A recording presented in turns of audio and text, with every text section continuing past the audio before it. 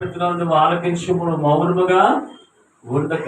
దేవుడు మౌనంగా ఉన్నాడు అనుకో, మన ప్రార్థన ఆలకించలేదనుకో, దావీదు తన ఆర్తనాదాలు తెలుస్తున్నాడు. దేవా, నా మొర నీవు ఆలకించు, నా విజ్ఞాపనను నువ్వు ఆలకించు అన్నప్పుడు ఈ మొదట వచనంలో చేసిన ప్రార్థన ఆన్సర్ ఎక్కడ వచ్చింది చెప్పండి?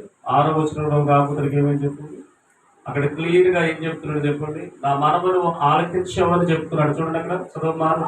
యెహోవా ఆమె ఇక్కడ ఏం చెప్తున్నా చెప్పండి? మొదటి వచనంలో ప్రార్థన చేశాడు, 6వ వచనంలో ఎవిడెన్స్ సాక్ష్యం చెప్తున్నాడు. నా విజ్ఞాపనతోనే ఆలకించి ఉన్నాడు, ఆయనకు దేవాది దేవుడికి స్తోత్రము కలుగును గాక. మనం ప్రతిరోజు మనం ఏం చేయాలంటే దేవుడితో కొంత సమయం మనం ఏం చేయాలి చెప్పండి? ఇవ్వాలి.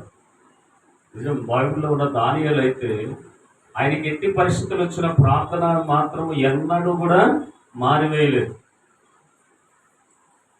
ఆ రాజు దగ్గర ఉన్న పనిచేస్తున్న కాలంలో కూడా ఆయనది వ్యతిరేకులు కొందరు ఆయన తప్పుడు సాక్ష్యాన్ని పెట్టి ఆయనకి ఒక ఆజ్ఞ జారీ చేసిన యెరూషలేమునకు సమీపంలో ఉన్న ఆయన ఉన్న ఇంటికి మేడగది మీదకి వెళ్ళి కిటికీ తీసి దినానికి 3 ప్రార్థన చేసిన గొప్ప భక్తుడు దానియేలు. అందుకే దానియేలు ఏమేవాడు చెప్పుడు? దేవుడి దృష్టిలో బహుప్రియుడు అయ్యాడు అన్నాడు.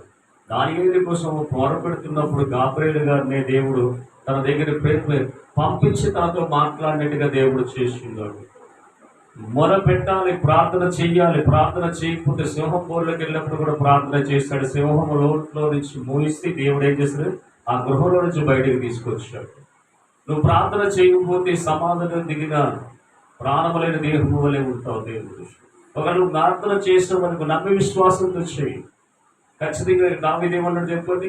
నా ప్రార్థన ఆయన ఆలకిస్తాడు, నా విజ్ఞాపనను ఆలకిస్తాడు, నా మొర ఆయన ఖచ్చితంగా ఆలకిస్తాడు, నాకు జవాబిస్తాడని చెప్తున్నాడు అనమాట. ఎందుకు మనము ప్రార్థన చేయాలి?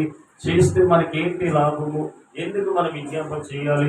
చేస్తే మనకి చాలా తప్పు. 100 కీర్తనలు 4వ వచనంలో ఒక మాట అక్కడ రాసి పెట్టాడు. చూద్దాం, కీర్తన గ్రంథంలో 100వ కీర్తన. కృతజ్ఞత అర్పణలు చెల్లించు.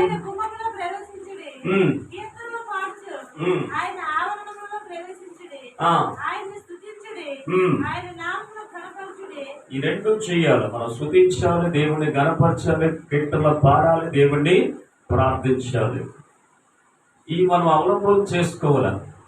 చిన్నపిల్లలకి అక్షరపతి వెలగ చేసి కొన్ని అక్షరాలు మనం మప్పుతాము. క్రైస్తవాన్ని అందరూ బాప్తిస్మం పొందిన ప్రతి ఒక్కరూ ప్రార్థన అనేది ఏం చేసుకోవాలి? అలవాటు చేసుకోవాలా. దేవుడి వాక్యాలు చేసుకోవాలి, చదవడం అలవాటు చేసుకోవాలా. దేవుడిని స్తుతించడం అలవాటు చేసుకోవాలా. దేవుడి సన్నిధికి వచ్చి పాటలు పాడడము అలవాటు చేసుకుని దేవుడు మనం ఏమేం చేయాలి చెప్పండి? గణపరచవలసిన వారిగా ఉన్నాం. 126